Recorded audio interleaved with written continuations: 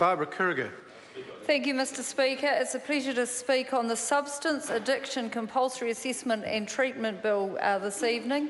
And in doing so, I want to mention that we all know that this is replacing a bill that was written in 1966, and I would like to make note of the people led by Maurice Inslee who have recently taken the time to commemorate those who died at Tokanui Hospital.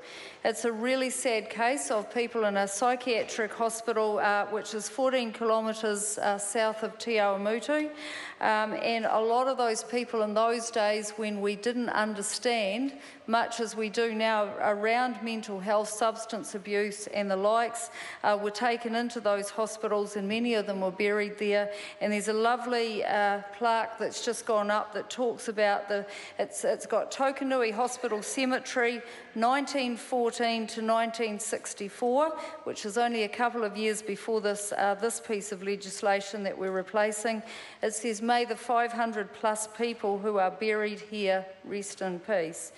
And I think it's significant that we remember that, because we have learnt a lot. We've made a lot of medical, physical progress over the years, but in mental health and substance health and those sorts of things, it's taken us a very long time. And I would like to comment on something that one of the speakers said before, because they talked about the difference between rich and poor people. But actually, this is a disease that doesn't distinguish. It's not designed to say that it only happens in certain economic classes or socio-economic situations. It's something that can happen to anybody. And often it's stress that leads to mental health, that then leads to substance abuse, whether it be alcohol, whether it be drugs. And so I think it's really, really important that we do look, as the previous speaker said, at the links between those things, because it fits in quite nicely with a lot of the other stuff that we are doing on the Health Committee. The bill is based on extensive work which was undertaken by the Law Commission in 2010, and it is a significant step towards managing people who are seriously ill as a result of their addiction to alcohol or other drugs. And in the first reading here, the bill sets out the criteria for compulsory treatment.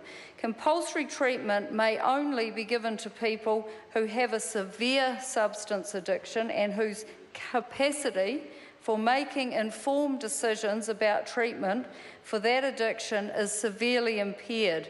So, it's really something that is not going to be taken lightly, and I'm sure in our debate that we have through our committee will ensure that that remains the case. It sets out the meaning of severe substance addiction, and it also sets out that the definition is applicable only if 2 of 4 highlighted conditions are part of the process. And that one, our committee chair before talked about neuroadaptation to the substance. Could be craving for the substance, unsuccessful efforts to control the use of the substance, and use of the substance despite harmful consequences. And I know in a lot of these situations, while these people would dearly love to break the cycle themselves, unfortunately the addiction and the disease is such that they're unable to do so. So it states that compulsory treatment is only necessary if voluntary treatment is unlikely to be effective. And generally we're looking at an 8-week period. If those who have the severe addiction are under 18 years of age, participation by the family in decision making is really important. It also states that the area director must assign a responsible clinician to every patient for whom a compulsory treatment certificate has been signed, and it must be done as soon as practicable after the area director is notified of the patient's identity, so we can't let these things lag.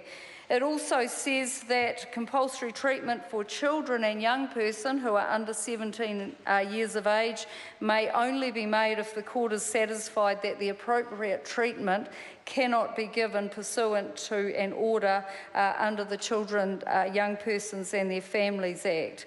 So I'm looking forward to this piece of legislation coming to the Health Committee. There's been an increasing shift towards more mental health and addiction services provided in our communities, and this aligns with the draft updated New Zealand Health Strategy, which emphasises the importance of care closer to home. So I look forward to, thank you, Mr. Speaker, I look forward to this bill coming to our committee. Mr. Speaker.